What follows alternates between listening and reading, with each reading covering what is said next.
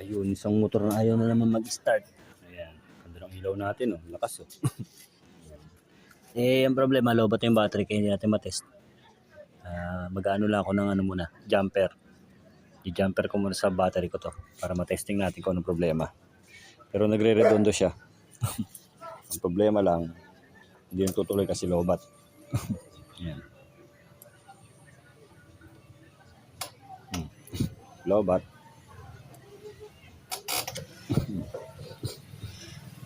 Kaya.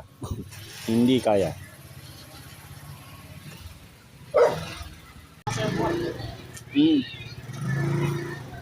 Yain na.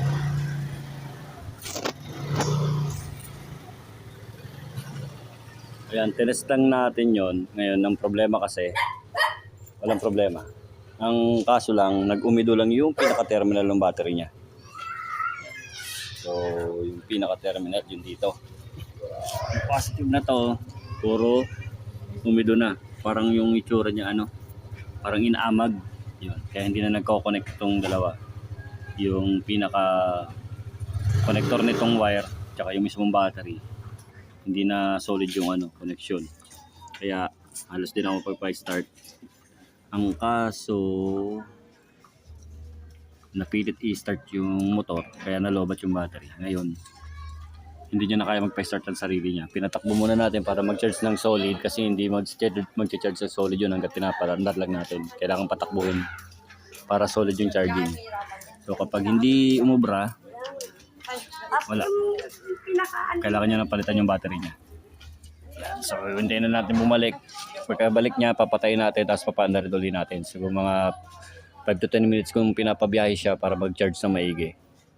So pagbalik niya, doon natin malalaman. Waiting na lang tayo. Yan. Sige natin kung under ngayon. Wala, palit na ng battery. Nakailang charge niyan? 14.1. 14.1. Patayin natin. Okay.